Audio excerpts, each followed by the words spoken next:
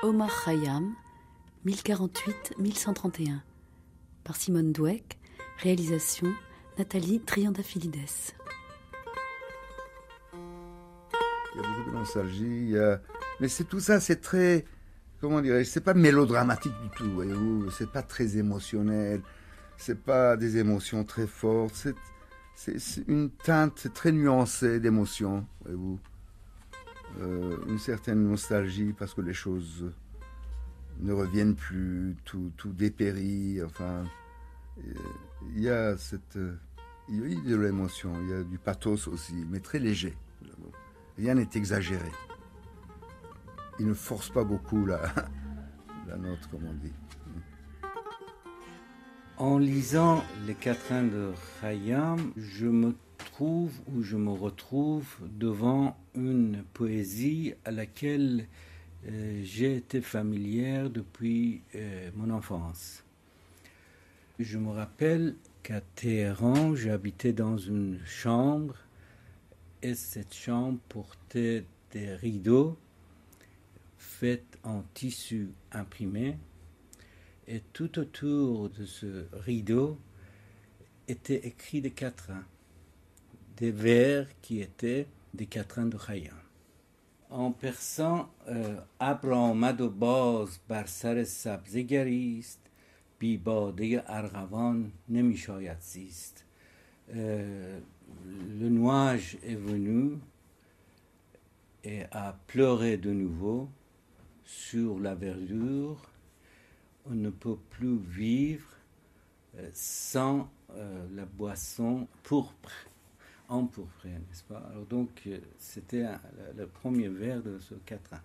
Ce quatrain m'enchantait, cette allusion à la nature, des nuages qui pleuraient, l'image et la comparaison de la pluie à la pleure, n'est-ce pas? Et le passage de cette image naturaliste à une idée tout de suite plus forte qui était la nécessité de recours au vin. Et cet appel qu'on ne devrait pas vivre sans cette boisson de couleur pourpre ou grenat, n'est-ce pas? Grâce à un horoscope qu'il avait lui-même écrit, la date de sa naissance a été récemment découverte. Que de choses encore aurait-on à découvrir d'Omar Khayyam, tant pouvoir rassembler et unir son œuvre entière et de façon exacte reste entreprise incertaine. Certains connaissent le grand savant, mathématicien, philosophe, astronome, qui a réformé à la demande du sultan seljoukide Malik Shah le calendrier existant. D'autres parleront davantage du poète, auteur énigmatique puisqu'aucun de ces quatrains n'était ni connu ni cité de son vivant. De ces lacunes historiques sans doute s'est construite une légende dont les lignes se sont écrites dans les blancs de notre savoir incomplet. Et que de langues alors a-t-il tenté Omar Khayyam, que de traducteurs? Edward Fitzgerald fut célèbre, appelé par le charme et la profondeur de ses quatrains, séduit par ce persan qui disait librement et poétiquement la question de tous les temps. On me fit le visage avenant, la joue pleine, teint de tulipe et corps du cyprès de la plaine. Qui me dira pourquoi? Dans son vaste atelier, pour moi l'éternel peintre a pris autant de peine. Vous savez, il y a l'image traditionnelle, on le représente, mais on représente beaucoup de choses comme ça, et beaucoup de poètes. C'est un de ces tableaux stéréotypés qu'on retrouve tout au long de la tradition persane, de la civilisation persane. C'est l'image d'un vieux sage avec une grande barbe blanche, n'est-ce pas, et une jeune beauté qui lui sert à boire dans un joli décor, dans un jardin, parce que tous les plaisirs en Perse se déroulent dans les jardins. Les jardins persans sont l'image du paradis. D'ailleurs, les mystiques ont beaucoup brodé là-dessus aussi. Ça se comprend dans un pays aride. Quand on a traversé des étendues de terre nue et qu'on arrive dans un jardin où l'eau coule avec une végétation, des fleurs, etc., c'est effectivement le paradis. On a cette espèce de sentiment de paradis, c'est sûr. Ces œuvres, cet homme si différent, qui peut les réunir?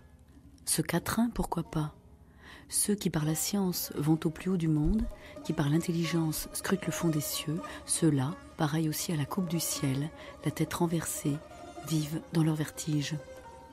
Ou encore, cette prédiction que la légende lui prête, nous rappelant qu'astronomie et astrologie étaient confondues. À chaque printemps, sa tombe serait couverte de fleurs, ce qu'a pu vérifier Nizam Yarouzi, celui qui nous a transmis ses propos d'Omar Khayyam. Des années plus tard, visitant sa tombe, il la trouva recouverte des fleurs, des poiriers et des abricotiers voisins. Et même quand certains traducteurs, comme Nicolas au XIXe siècle, lui prêtent des intonations confusément mystiques, qu'on ne lit plus aujourd'hui, que dénonçait déjà l'essayiste iranien Sadegh Hedayat en 1923, le texte de Khayyam lui-même rétablit sa vérité. Et Théophile Gautier en 1867, rien ne ressemble moins à ce qu'on entend chez nous par poésie orientale.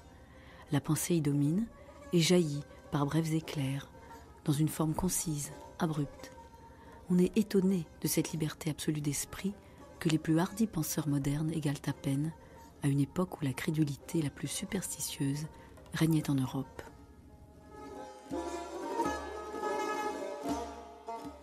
Gilbert Lazare.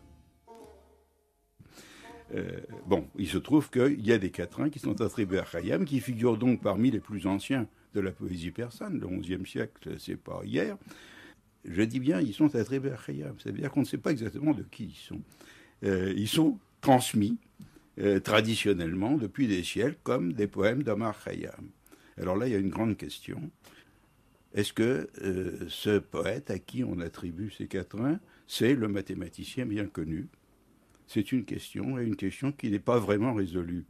Alors, qu'est-ce que nous savons? À vrai dire, nous ne savons pas grand-chose. Bon, on sait des choses sur Khayyam, on sait des choses sur sa biographie, il y a des notices chez des écrivains postérieurs. C'était un homme célèbre, un grand savant, qui était en rapport avec les autorités du temps, notamment avec le principal vizir de l'Empire seldjoukide, Nizam ol-Mulk. Il était donc connu et les écrivains ultérieurs ont parlé de lui. Mais ses œuvres scientifiques sont datées. Ces quatrains n'apparaissent que assez longtemps après sa mort. Il est mort autour de 1130, si je me rappelle bien. Et la première citation de quatrain où on dit que c'est un poème d'Omar Khayyam date de la fin du XIIe siècle, c'est-à-dire 70 ans plus tard environ. Et jusque-là, rien. Première citation dans un ouvrage donc de la fin du XIIe siècle, on cite un poème de Omar Khayyam. Alors je vous donne ma traduction. Agenceur des éléments, pourquoi le maître du monde voue-t-il à la destruction ces assemblages d'atomes? Si ces formes étaient belles et bien conçues, pourquoi donc les désunir? Et sinon, à qui la faute? Et puis, dans quelques autres ouvrages, plutôt des ouvrages, soit des ouvrages d'histoire, plutôt des ouvrages d'histoire ou de doctrine, il y a quelques citations. Jusque vers la fin du XIIIe siècle, jusqu'au XIVe siècle, jusqu'au XVe. Il y a quelques citations, quelques dizaines finalement. Au total, on a quelques dizaines de quatrains dont les auteurs nous disent c'est Omar Khayyam. Faut-il prononcer à la persane ou à la française? Il vaut mieux dire à la persane. À la persane, c'est Omar Khayyam. En persan, on l'appelle Omar Khayyam. Bon. Et puis, le plus ancien recueil de quatrains, oui, donc recueil de 100, je ne sais plus combien, et quelques quatrains, donné comme un recueil des quatrains d'Omar Khayyam, apparaît en 1460, aux environs de 1460, enfin, c'est-à-dire au milieu du XVe siècle. C'est beaucoup plus tard, c'est 330 ans après la mort d'Omar Khayyam lui-même. Bon. Est-ce que c'est Omar Khayyam lui-même qui, lorsqu'il se reposait de ses travaux austères de géométrie ou d'autres choses, ou d'algèbre, s'amusait avec ses amis les plus intimes, dans un petit cercle d'intimes, à composer des quatrains où il disait des choses qu'il ne disait pas dans ses ouvrages officiels? C'est possible, c'est possible. Ou alors, comment se fait-il qu'on lui aura attribué ses œuvres, ses poèmes? Il y a une hypothèse, un collègue, un spécialiste anglais, spécialiste de littérature persane, très compétent, forme l'hypothèse qu'il y aurait eu, au XIIe siècle, une espèce de roman dans lequel on faisait intervenir Omar Khayyam. Un roman où on ferait intervenir des débats de pensée et Omar Khayyam jouerait le rôle du philosophe opposé aux représentants de la religion, philosophe donc adversaire des docteurs de la religion, donc le méchant en quelque sorte, enfin celui qui pense mal. Et l'auteur aurait donc mis dans sa bouche des quatrains. Et puis par la suite, on serait trompé, on aurait pris ça pour l'œuvre authentique du mathématicien. Ah, ça n'aurait été qu'une fiction. C'est une hypothèse, mais c'est une pure hypothèse. Vous y croyez, cette hypothèse? Pas vraiment. On ne sait pas si c'est une pure hypothèse. Il n'y a aucune trace d'une pareille chose. Et on se dit, si vraiment il y a eu une espèce de roman de ce genre, c'est bien dommage qu'il ait disparu. Parce qu'il avait du talent, cet homme. Si ce n'était pas Omar Khayyam, c'était un autre qui avait le talent que l'on prête à Omar Khayyam, et qui est celui de l'auteur des quatrains. Celui-là, Khayyam, toujours est méprisé du destin, qui, dans le chagrin des jours, se confine et se morfond. Fais emplir de vin ton verre, aux douces plaintes du luth, en attendant que se heurte le verre contre la pierre. D'abord, il faut dire aussi 2 mots sur l'époque où il a vécu, parce que c'est une période il a vécu sous les Seldjoukides, donc à la charnière du XIIe, XIe siècle. C'est une période où les Seldjoukides, cette dynastie turque qui s'était convertie à l'islam, étaient assez fanatiques. Ils avaient donc le zèle du néophyte, parce qu'ils étaient les nouveaux convertis, et que les Hanbalites, qui sont les ancêtres de l'intégrisme, avaient déjà vaincu les Mu'tazilites, qui étaient une école plus rationaliste. Donc c'est une période qui n'est pas très favorable à la philosophie, qui n'était pas très favorable à la pensée libre. Et Khayyam a vécu dans cette période. Donc il y avait une sorte de censure. Et il s'est insurgé contre les bigots, les censeurs, les inquisiteurs. Il y a une prise de conscience très nette. Donc il y a cet aspect chez lui. Mais si on découvrait par exemple certains quatrains de Khayyam quelque part par hasard, on n'aurait même pas su s'il est un musulman ou pas, parce qu'il nous parle... C'est une pensée qui ne se réfère pas à la religion, ni à la mythologie, ni à toutes les coordonnées familières que l'on trouve chez d'autres poètes, par exemple. Lui, c'est vraiment le point neutre, le dépouillement total, comme s'il recommençait avec ses poèmes à raconter l'histoire du monde, en dehors de toute appartenance culturelle, religieuse. Mais toujours est-il que cette pensée khayyamienne a une grande résonance dans la littérature persane, parce qu'on trouve chez Hafez même des odes, des ghazals qui ont une tonalité très khayyamienne. Alors c'est un message philosophique. C'est une remise en question de l'ordre établi, l'ordre au moins idéologique établi. Nasser Pagdaman. C'est un défi. Et toutes ces caractéristiques font de sa poésie une poésie d'élite. Et je n'ai pas de preuves pour vous dire que, par exemple, comme Hafez, comme par exemple Ferdowsi ou comme Saadi, l'œuvre poétique de Khayyam était utilisée tous les jours, n'est-ce pas? À l'époque, par exemple, dans les programmes de persans, on utilisait ces textes. Avec ces textes, on vivait, n'est-ce pas? Mais ce que je peux vous dire, c'est que les quatrains de Khayyam se circulaient. parmi l'élite dans une société qui était une société où l'analphabétisme était grand, n'est-ce pas? Enfin, dans cette société, oui, Khayyam existait.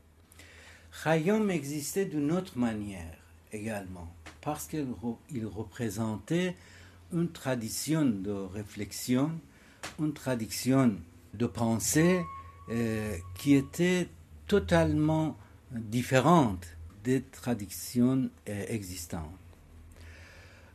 Qu'est-ce qu'il racontait, Khayyam? Tout d'abord, on l'a appelé, dans une certaine mesure, c'est une appellation, disons, contrôlée, qu'il est un épicurien. Cet éloge du moment pour la recherche de joie de vie, sacre de l'instant, du momentané, c'est un des aspects de la poésie Khayyam. Un autre aspect de cette poésie est là où il commence à mettre en évidence l'absurdité de l'existence. Les questions éternelles, qui sont des questions évoquées dans toutes les cultures. Quel est le sens de notre existence? Pourquoi je suis né? À quoi ça sert? Maintenant, nous sommes très familiers avec ce questionnement, cette interrogation, étant donné toute la littérature de l'absurde développée dans les années 50, etc., etc. Mais imaginez la situation d'une culture dominée par une idéologie, une conception du monde de caractère religieux qui veut non seulement contrôler toute interrogation philosophique, mais les dominer, les façonner, n'est-ce pas, et même les interdire. Alors c'est une conception, ça, qui est rare finalement. C'est une conception qui est tout à fait rare, n'est-ce pas? Surtout que ce thème est complété par un troisième, qui est celui de dénonciation de la duplicité, de l'hypocrisie chez les grands de ce monde, et notamment chez les autorités religieuses. Autrement dit, les quatrains de Khayyam, c'est un acte d'accusation contre le clergé musulman et contre les autorités religieuses. Ainsi apparaît la dimension de libre pensée chez Khayyam, ce qui est très très rare et ce qui a, dès sa mort, n'est-ce pas, a assuré aussi bien sa survie et sa condamnation, parce que les premiers quatrains, les plus anciens que nous trouvons maintenant, ce sont des quatrains qui ont été cités dans les œuvres des théologiens comme preuve de son esprit matérialiste, n'est-ce pas, pour justifier sa condamnation. Ces roses dont le zéphyr froisse la robe de soie et dont la splendeur inspire, au rossignol, main et moi, viens, mon cœur, sous les ombrages, tandis que nous gésirons sous la terre, répandront leurs pétales que de foi. Sur les rives verdoyantes de quelque agreste ruisseau, viens t'asseoir, ô ma charmante, avec la coupe et le broc, pour ces faïences fragiles. De combien de corps aimés le temps, ma tendre beauté, a 100 fois pétri l'argile. Dans la pensée de Khayyam, dans les quatrains de Khayyam, ce qui est également important à souligner, c'est son amour pour la nature. Cette description du printemps, cette description de la fleur, n'est-ce pas, cette idée de souligner chaque fois les splendeurs qu'on rencontre dans la nature. Mais cette évocation de la nature, cette référence à la nature est également une préparation pour nous rappeler qu'il faut saisir le moment, pour profiter de ces beautés naturelles, il faut justement vivre intensément le moment. Par exemple, ce quatrain, بر چهره گل نسیم نوروز خوش است، در صحن چمن روی دلفروز خوش است، از دی که گذشت هرچه گویی خوش نیست، خوش باش و زده مگو که امروز خوش است. Donc, la fin de quatrain arrive à évoquer l'importance du moment. Ne parle pas d'hier, parce qu'une référence à d'hier, au temps passé, n'a pas d'importance, n'a pas de sens. Pense à aujourd'hui, au moment actuel, qui est le moment qui doit être vécu. Qui nous fait penser à Ronsard d'ailleurs. Oui, là vous avez raison, mais avec une petite différence qui n'est pas tellement petite. Chez Ronsard, je crois qu'on va cueillir la rose pour la bien-aimée. Il y a une sorte de lyrisme, n'est-ce pas? C'est une poésie d'amour, si vous voulez, et ce qu'on ne retrouve pas dans les quatrains de Khayyam, c'est justement l'évocation de l'amour. Les quatrains de Khayyam ne sont pas des quatrains d'amour. Enfin, il y en a peut-être, mais il n'apparaît pas dans la poésie. Hein. Il a beau dire ma beauté, mon bel enfant, etc. Ça fait partie des relations normales, si je puis dire, en poésie. En poésie, c'est de la convention. Marthe Bernus-Taylor, nous sommes au Louvre. Et au Louvre, dans les salles d'art islamique, l'art iranien, lui aussi, nous évoque l'univers des quatrains d'Omar Khayyam.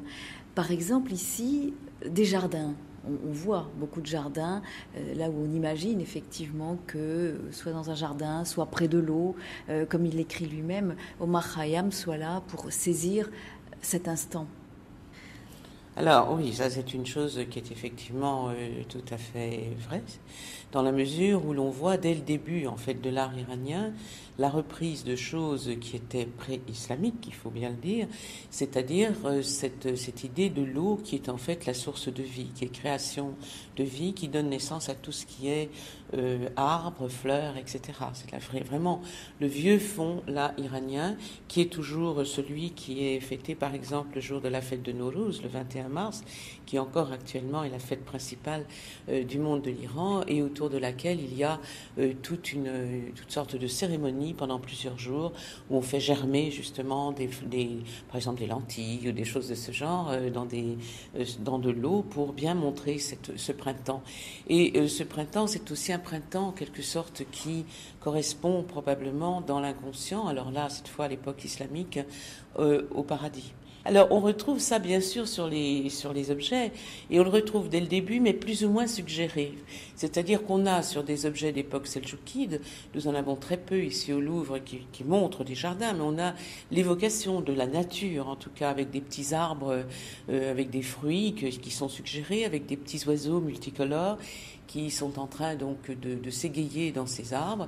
Et puis on retrouve aussi sur les carreaux de céramique, y compris sur des carreaux de revêtement qui proviennent de mausolées et de mausolées de personnages saints, cette illustration du jardin qui est d'ailleurs habité pas uniquement d'animaux, mais parfois de personnages. Et là par exemple, nous ne sommes plus à l'époque seldjoukide, mais nous sommes encore au XIIIe siècle. En 1267, c'est une série de carreaux qui proviennent d'un mausolée extrêmement connu, qui est le mausolée de l'imam Ja'far.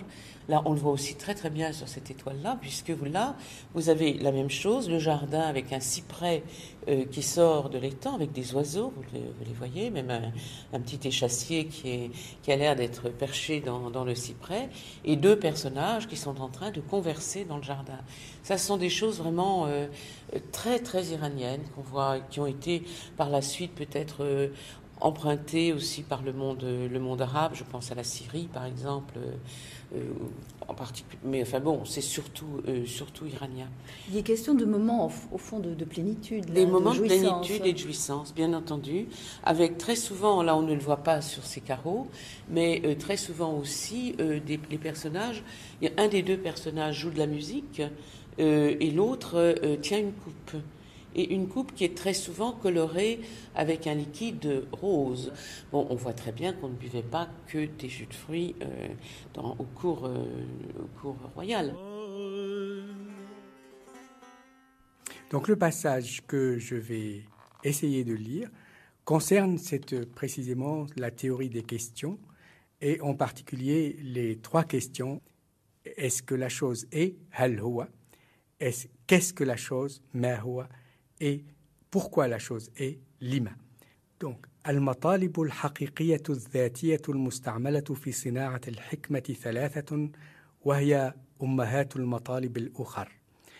أحدها مطلب هل هو، وهو السؤال عن أنية الشيء وثبوته، كقولنا هل العقل موجود أم لا، فيكون الجواب بنعم أو لا. والثاني مطلب ما هو، وهو السؤال عن حقيقة الشيء وماهيته، كقولنا ما حقيقة العقل، فيكون الجواب عنه إما تحديدا أو ترسيما، وإما تشريحا وتبيينا للاسم، ولا يكون هذا المطلب. Celui qui décrit la roue des cieux, qui observe que l'univers se suffit à lui-même, alors pourquoi notre présence? Qui se voit, passant sans espoir sur notre terre, qui peut aussi maudire sa naissance. Béni celui-là qui n'est pas né, a-t-il écrit. Qui, en filigrane derrière la douceur des jardins, du vin précieux, des plaisirs du présent, dit grande peine et longue douleur. Celui-là même, Khayyam, écrit, travaille, comme si aucun doute n'existait du sens de notre présence, de notre rôle sur la terre. Travaille, cherche et rédige. Traités célèbres de mathématiques et courts traités de philosophie. Presque tous en arabe. L'être, l'existence et la nécessité des contraires sur la terre, la métaphysique et le traité de la création et de l'obligation légale. Et tout cela en affirmant lui-même son lien avec son maître spirituel, Avicenne. Ahmed Asnaoui. Alors, le traité de la création et de l'obligation légale est un traité strictement avicénien du point de vue du contenu. Donc, la création et l'obligation légale, la question qu'on lui a posée, c'est pourquoi la création de l'homme et pourquoi l'existence d'obligations légales, c'est-à-dire d'obligations imposées par la loi religieuse. Et il répond En fait, ce sont toujours des questions posées. Les traités de philosophie sont toujours des réponses à des questions posées. Souvent des réponses à des questions posées. Et ce qui montre peut-être qu'il était d'abord mathématicien et que son aspect philosophe était peut-être moins important que son aspect mathématicien. Et donc, il commence par d'abord un exposé de méthode dans lequel il expose ce qu'on pourrait appeler une théorie des questions. À propos de chaque question, on posera la question d'abord, est-ce que ça existe, telle chose, ou est-ce que ça n'existe pas? Et on répondra, dit-il, par oui ou par non. Ça existe ou ça n'existe pas. On justifiera ensuite. Mais la réponse peut être par oui ou par non. Et ensuite, on se demandera, qu'est-ce que cette chose? C'est-à-dire, quelle est sa définition? Quelle est son essence? Et enfin, troisième question, le pourquoi de cette chose. Pourquoi existe-t-elle? On voit tout de suite que cette théorie des questions vient lointainement des secondes analytiques d'Aristote, en particulier des secondes analytiques 1, 2, je crois, où Aristote propose comme ça les questions que l'on doit poser dans toute enquête scientifique. Est-ce que la chose est? Qu'est-ce qu'elle est? Montrer que la chose existe et pourquoi elle existe.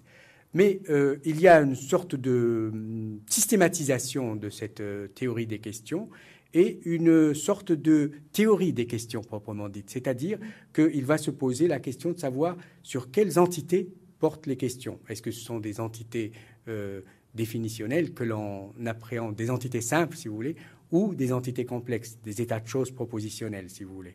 Ensuite, quel est le type de question que chaque question appelle? Est-ce que c'est une réponse par oui ou par non? Ou est-ce que c'est une réponse par une formule, qu'elle soit définitionnelle ou par l'explication causale?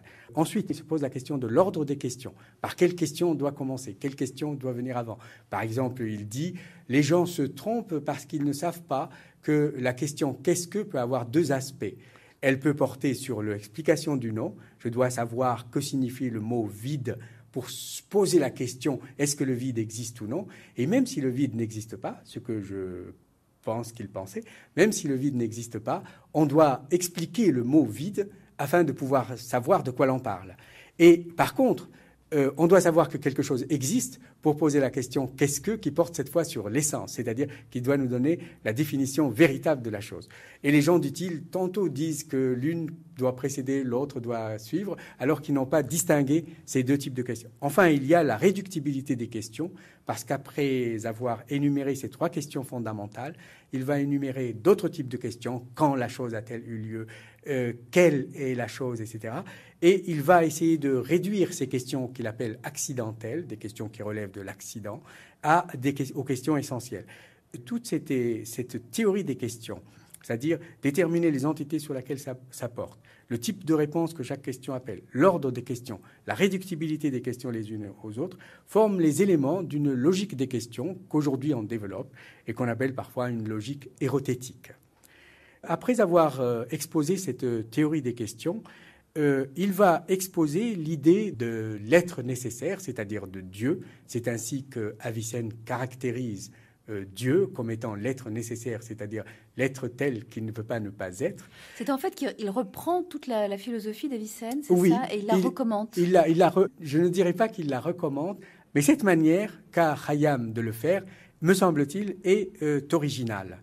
Ça lui permet donc d'exposer la théorie de l'être nécessaire et la théorie de l'émanation en posant à propos de l'émanation, c'est-à-dire le surgissement d'une multiplicité d'êtres à partir de l'être nécessaire et premier et simple, etc., et unique, à partir de cet être, comment peut surgir une multiplicité, la création.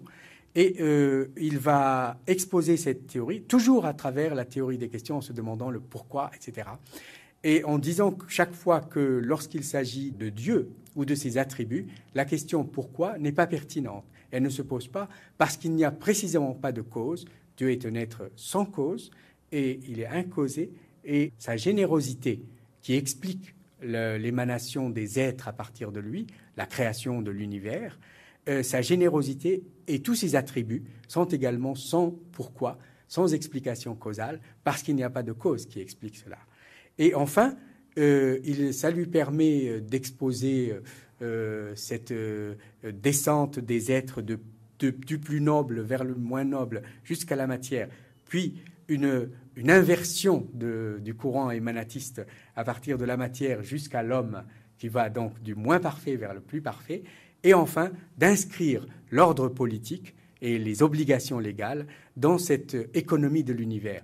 Comme l'homme est l'être le plus parfait, et comme Dieu l'a créé de telle manière qu'il ne puisse pas vivre sans coopération, donc sans société, et que l'existence d'une société suppose une loi juste, que cette loi juste doit venir d'un législateur lui-même parfait, que ce législateur parfait, c'est le prophète, qu'il faut que l'on se souvienne de cette loi. Il faut donc des cultes, il faut donc des prières, il faut donc des habitudes religieuses qui permettent de constamment se souvenir de l'œuvre du prophète.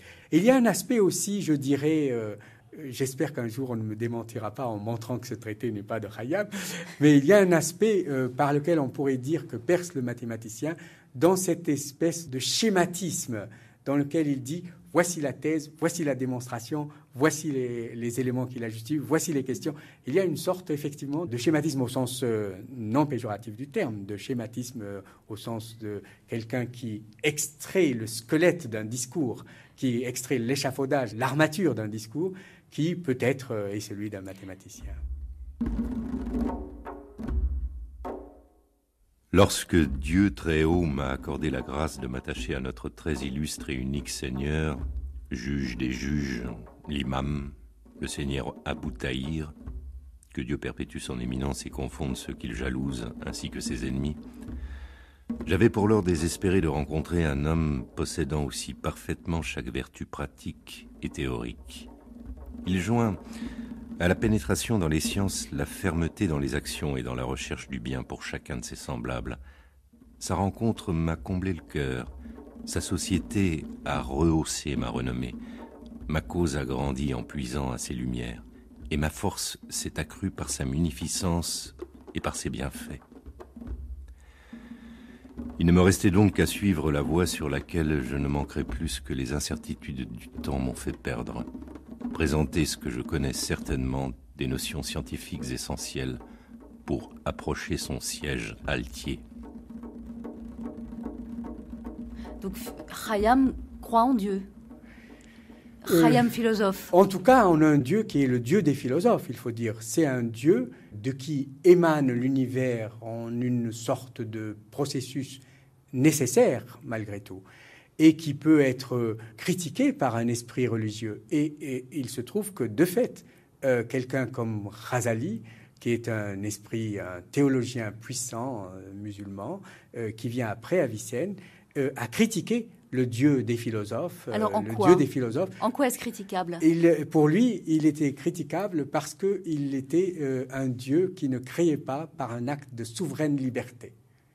Et comme le processus d'émanation peut être assimilé à une sorte de processus nécessaire en lui-même, c'est-à-dire qu'il ne peut pas ne pas se produire, étant donné la manière dont on a posé le concept de Dieu, ce nécessitarisme du processus d'émanation semblait à Ghazali quelque chose qui était inacceptable pour un Dieu de la religion. Et d'ailleurs, c'est une des choses que l'on a souvent critiqué, cet émanatisme, pour ces raisons aussi. Partout, aussi bien, vous trouverez aussi des critiques de Thomas d'Aquin à l'égard de l'émanatisme avicénien dans ce même esprit.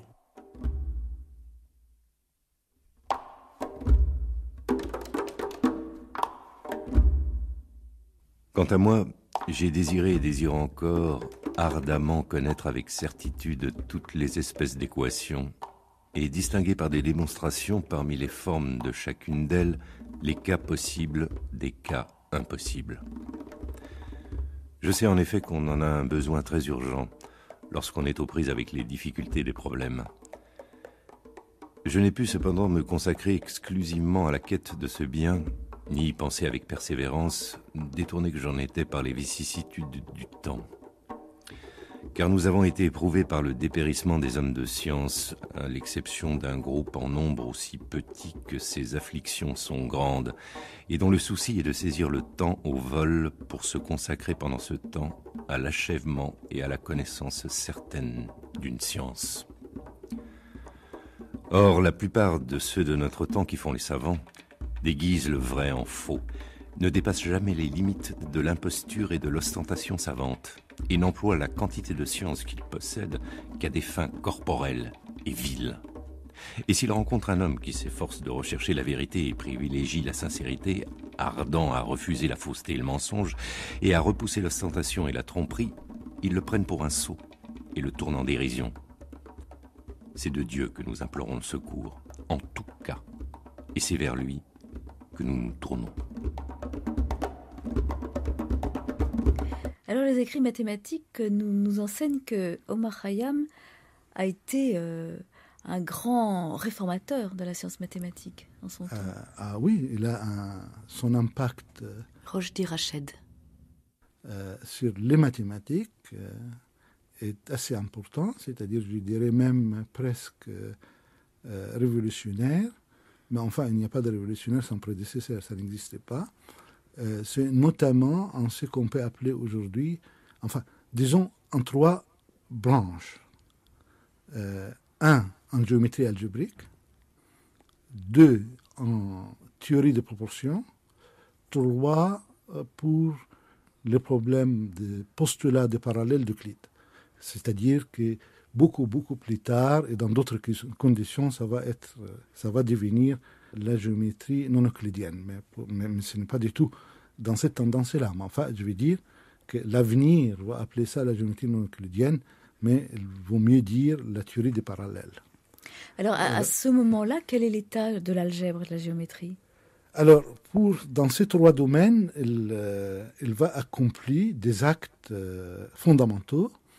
Par exemple, pour l'algèbre ou la géométrie algébrique, il va, pour la première fois, élaborer une théorie complète pour ce qu'on peut appeler la géométrie algébrique élémentaire.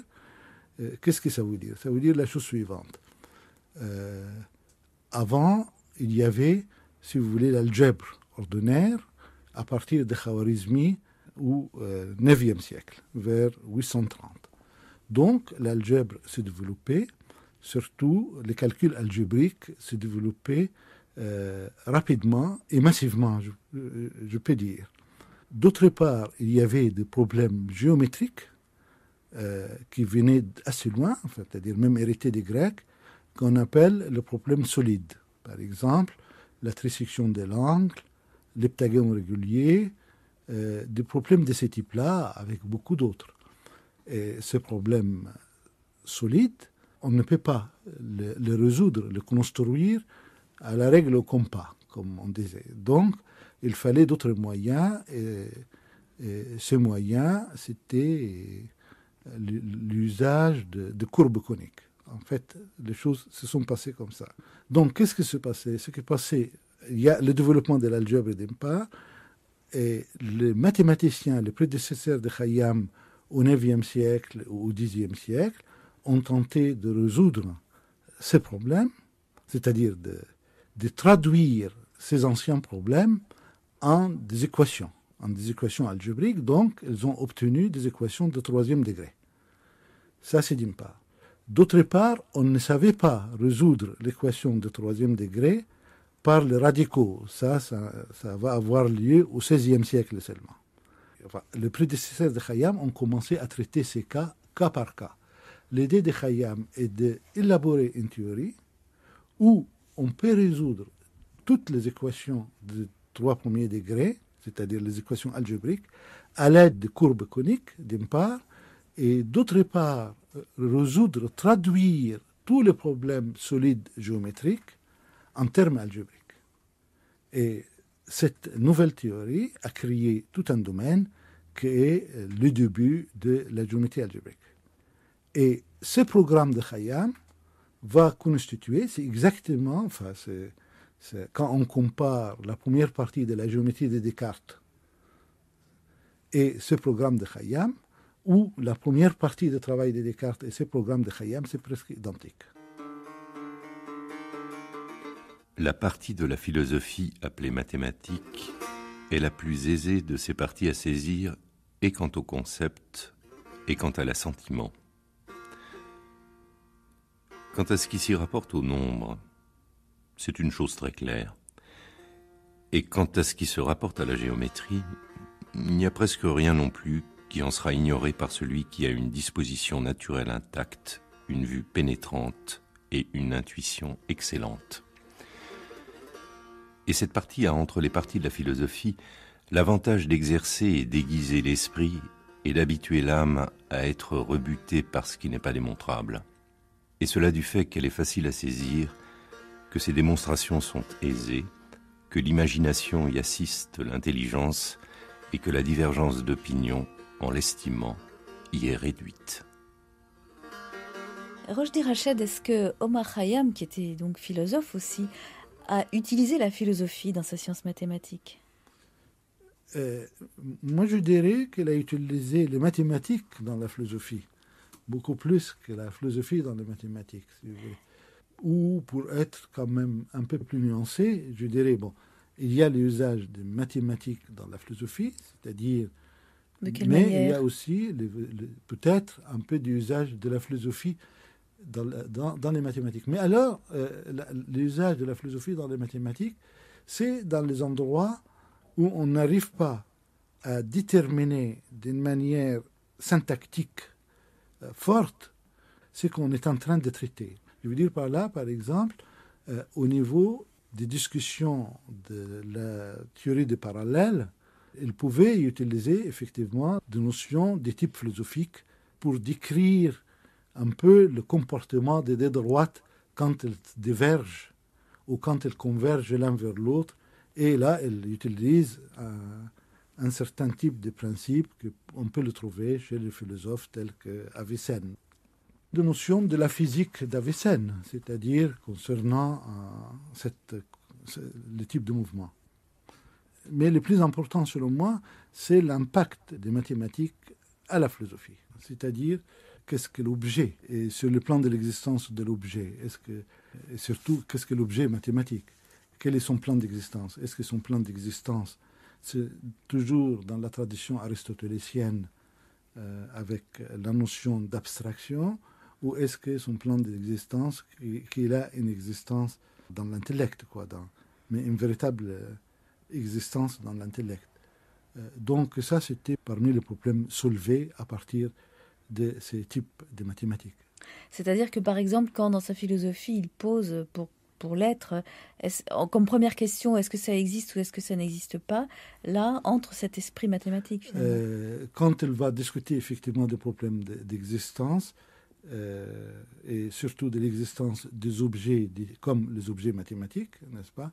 Donc ça va intervenir dans sa conception effectivement philosophique, si vous voulez. Il y a d'autres moments où également, si vous voulez, c'est-à-dire concernant la notion, est-ce qu'on peut traiter une notion comme telle, la notion de l'infini, ou on ne peut pas traiter la notion de l'infini, si vous voulez.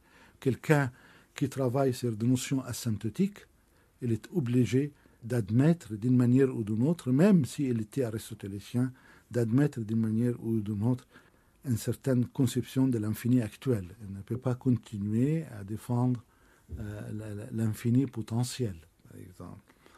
On rappelait tout à l'heure l'affaire des postulats des parallèles, par exemple, qui est, si on prolonge des droites à l'infini, et s'ils ne se rencontrent pas, elles sont parallèles, alors qu'est-ce que c'est cet infini? Est-ce que c'est infini actuel ou potentiel? Un autre exemple, est-ce qu'en géométrie, on peut admettre le mouvement ou non?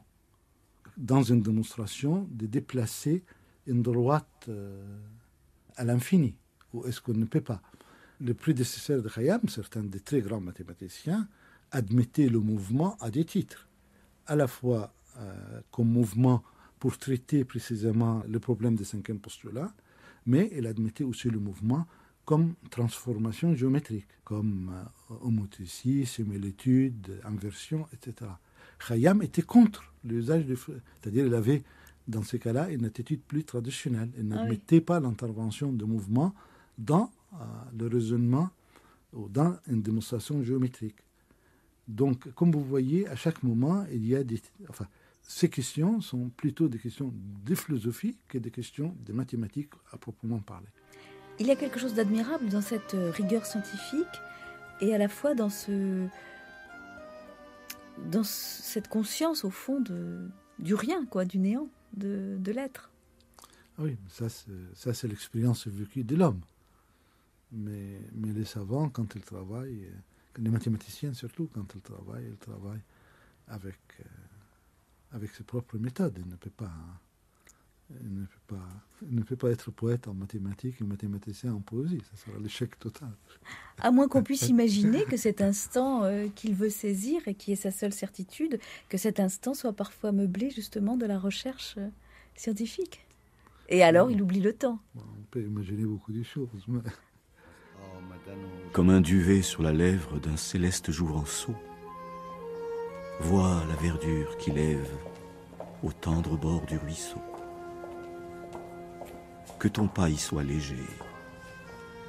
Elle est née de la poussière d'un frais visage, naguère pareil au coquelicot.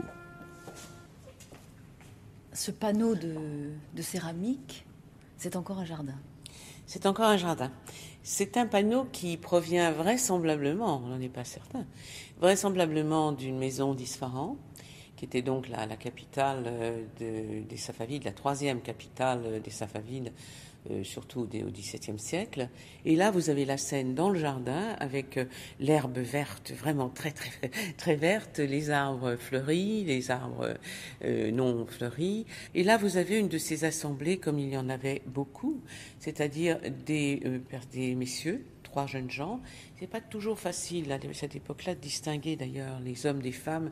C'est une époque où l'amitié entre hommes, même plus que l'amitié, disons, est mise tout à fait à l'honneur.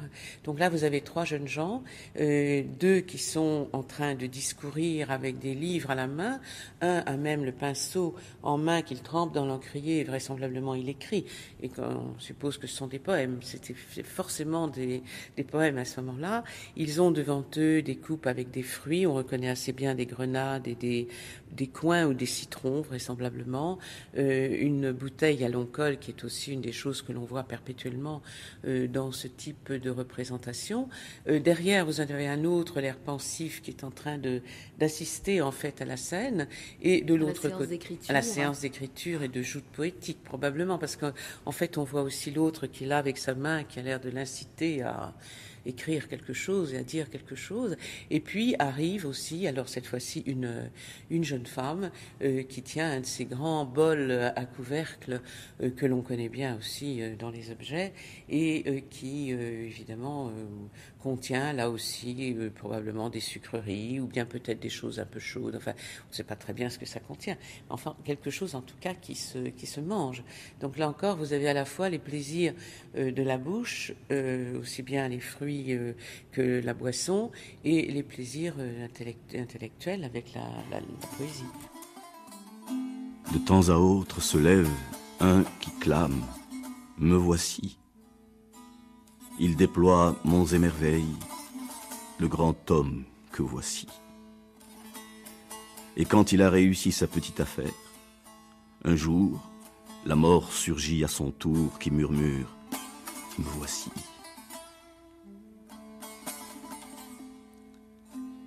Du cœur de la sombre terre à l'orbite de Saturne, j'ai percé tous les mystères du temps et de la nature. J'ai dénoué par l'effort de mon esprit tous les nœuds, tous, sur terre et dans les cieux, sauf un, celui de la mort. Viens, mon ami, oublions le souci de l'avenir et goûtons le peu d'instants qui nous est donné à vivre. Sortant de ce vieux couvent, nous n'aurons d'autre parti que rallier la compagnie des défunts de 7000 ans. Dariush Shayegan. Il y a donc cette prise de conscience très aiguë de l'évanescence du temps et en même temps une lucidité quasi glaciale chez lui. Il n'est pas chaleureux, par exemple, comme Jalaluddin Rumi, le grand mystique. Il n'est pas épique comme Ferdowsi, le grand poète épique de l'Iran. Il n'est pas esthétique au sens d'un Hafez. Et sa pensée s'associe très bien avec la forme du quatrain. Vous savez, les quatrains sont très courts. Ils sont 4 vers à peu près, dont 3 rimes. Et cette concision s'accommode fort bien avec sa vision du monde. Parce que dans les quatrains, vous avez, c'est un type de poème très concis, qui surgit tantôt sous forme interrogative, sous forme d'affirmation laconique, tantôt sous forme de doute, tantôt sous forme ironique, tantôt sous forme laconique, nostalgique. Donc il y a ces différentes nuances qui colorent les quatrains. Et donc ça me fait un peu penser aussi au haïku japonais. Qu'est-ce qu'on pourrait prendre encore ?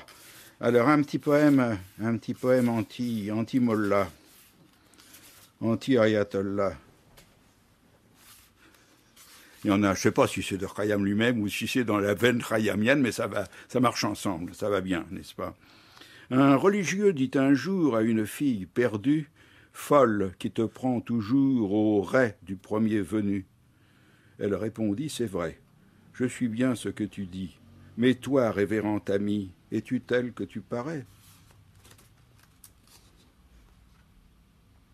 C'est aussi une traduction littérale. Nasser Bagdaman, comment vous parleriez quand même de tout cet aspect de sa poésie, alors là je parle d'une part de la beauté de la langue, mais je parle aussi de ce qu'il valorise, c'est-à-dire cet instant qui paraît être quand même finalement la seule réalité à laquelle on puisse s'accrocher, non ? À laquelle lui... Oui, vous savez, ce sacre de l'instant est la conséquence, le résultat logique de sa critique de l'existence. Nous ne savons pas où nous étions, nous ne savons pas où nous allons, nous ne savons pas pourquoi nous sommes ici. Devant toutes ces interrogations lourdes de conséquences, la seule réalité palpable qui existe, c'est l'instant. Il faut vivre intensément cet instant. C'est le vin qui est la voie de sortie, qui est le liquide qui remplit votre existence et qui vous permet de vivre en vous séparant de la réalité environnante. Chanter l'amour, n'est-ce pas? L'amour de l'instant, l'amour de l'évasion devant cette énormité de questionnements, d'interrogations qui vous entourent. À partir du moment où vous n'avez pas de... soit vous devez accepter une réponse religieuse, sinon vous avez la voie mystique. Oui, il y a un créateur, et par l'expérience personnelle, par l'épuration interne, je pourrais aller à sa rencontre, n'est-ce pas, le joindre, etc., etc. Il y a également la voie rationnelle, rationaliste, n'est-ce pas, c'est-à-dire le philosophe. Il y a également la réponse de Khayyam, qui est une réponse également rationaliste, mais très courageuse, qui est assez exceptionnelle, qui dit que voilà, en réfléchissant bien, je ne vois pas de sens à cette existence. C'est une comédie. Nous sommes des poupées de marionnettes. Qu'est-ce que nous sommes devenus ici faire? Si nous sommes des poupées de marionnettes, pourquoi après on nous dit que voilà, vous avez commis le péché? C'est ridicule. S'il y a un créateur qui nous a créés, c'est la fameuse argumentation que tout le monde connaît, n'est-ce pas? Évidemment, dans sa version, sous ses formes précises, courtes, ces pensées deviennent des actes d'accusation. Et une interrogation qui reste permanente. C'est pourquoi le message de Khayyam est un message éternel. Et ce message ne pourra que toucher de plus en plus parce que c'est un message qui est un cri de liberté également, n'est-ce pas? Qui est une dénonciation de l'emprise idéologique des cercles religieux. Chez un potier, je suis passé naguère qui pétrissait l'argile en 100 manières. J'y vis ce que les autres n'y voyaient, entre ses mains les cendres de mon père. Ce pot de terre jadis fut un amant passionné, dont le cœur était captif des boucles d'une beauté. Et cette anse qu'aujourd'hui tu vois à son col, c'était la main dont il caressait le cou de sa bien-aimée. Oui, parce qu'on a l'impression que c'est un homme qui redécouvre le monde avec des yeux tout neufs. C'est comme si c'était la première fois qu'il voyait le monde. C'est ça, justement. Si c'était un ignorant, on aurait très bien compris, mais un savant qui puisse arriver à se dépouiller à tel point et de saisir le monde dans sa nudité même, comme s'il était amnésique en quelque sorte, c'est très rare. C'est la mise en suspens du temps et en même temps cette affirmation de soi qui est toujours une joie de l'homme qui a conquis le temps et qui a échappé à la durée et la répétition, comment dirais-je, démentielle du temps, qui répète toujours les mêmes choses. Oui, alors ça c'est intéressant, j'aimerais bien que vous parliez plus précisément de cet éternel retour selon Omar Khayyam. Ce sont des situations analogues qui se répètent. Ce n'est pas l'homme qui revient, comme dans le bouddhisme. C'est-à-dire qu'il n'y a pas de temps cyclique, en fait, pour lui. Non, c'est un temps qui se rebondit sur lui-même tout le temps. Par exemple, il y a un passage, je ne sais pas si je peux le trouver, où il parle, par exemple, de l'anse de la cruche. Cette anse que l'on voit, par exemple, si la cruche ici présente a été autrefois un être comme moi, de la même manière que je serai un jour pareil à elle, voyez-vous, tout comme cet autre me tenant dans sa main, c'est-à-dire moi devenu cruche maintenant, sera à son tour cruche dans la main d'un autre. Donc cette situation répétitive qui tisse la trame de la durée n'a pas de cesse, voyez-vous. Ce sont toujours les situations qui se répètent. C'est une mise en abîme alors plutôt de la durée. Et puis le monde est un atelier de potier, n'est-ce pas? On refait, on remodèle les glaises. Donc c'est un atelier des métamorphoses des formes, si vous voulez. Et c'est ce qu'il appelle également Corner Robot, cette vieille auberge. Par une porte on entre, par l'autre porte on sort. Donc toutes les images sont toujours l'image d'illusion, d'évanescence, de dépérissement, si vous voulez. En vérité très exacte, et non point par métaphore, nous sommes des marionnettes dont le ciel est le montreur sur le théâtre du temps. Nous faisons 3 petits tours, puis retombons tour à tour dans la boîte du néant. La roue des cieux fatidiques qui nous joue et nous égare à la lanterne magique, précisément se compare. Le soleil en est le feu, l'univers est la carcasse, nous les images qui passent, sans rien connaître du jeu. C'est incompréhensible pour lui. Au fond, pour moi, j'ai l'impression que le monde est une illusion, puisqu'il parle de la lampe phanosériale. C'est la lampe de l'imagination, voyez-vous, qui projette les formes, lesquelles formes ne sont pas même substantielles, sont des ombres. Donc il y a derrière sa pensée cette conviction que le monde est une projection d'une imagination, voyez-vous. Parce que sa pensée n'est pas du tout platonicienne comme les autres grands mystiques de l'islam, que ce soit Hafez, Rumi, et tous les grands mystiques que vous voyez, sont tous platoniciens. Chez lui, il y a cette inversion du monde, du haut et du bas, voyez-vous. Et c'est ça qui fait la force de sa pensée. C'est-à-dire, il n'y a pas de haut, il n'y a pas de bas, ou bien c'est le bas est en haut ou... Non, il y a comme l'endroit, le revers de la médaille. D'un côté, c'est l'évanescence, c'est rien, c'est la coïncidence du revers, de l'endroit de la médaille. Le point où il y a cette coïncidence, c'est l'instant, voyez-vous. C'est comme ça que je pourrais vous illustrer sa pensée, qui est assez complexe d'ailleurs, parce que il faut la saisir en dehors de toutes les coordonnées qu'on connaît, qui créent la topographie de l'être dans la pensée irano-islamique. Et il est très marginal. Tout est dépouillé, tout est simple. Il y a une pureté dans la forme qui vient de l'étonnement perpétuel de la pensée elle-même. Sans cesse mon cœur se prend aux joues de lys et de rose. Sans cesse ma main se tend vers la coupe de vin rose. De chaque atome de l'être, je veux tirer un bonheur avant que n'aille à son heure, au tout, l'atome se perdre. Vous parlez aussi du souffle, parce que pour lui, le souffle est important. Qu'est-ce que ce souffle ? Oui, entre l'inspiration et la respiration, vous avez un moment de pause, une césure entre 2 pauses, ça c'est le souffle. Comme une mouche qui apparaît et disparaît, ce sont les images qu'il utilise lui. Cette pause, comment dirais-je, cette halte de présence au milieu du néant du désert, si vous voulez. Naturellement, c'est comme un éclair, voyez-vous, très rapide. Un instant où tout d'un coup, il y a une prise de conscience, comme quoi on aurait transcendé le temps. Je crois que c'est dam. Dam, ça veut dire l'instant.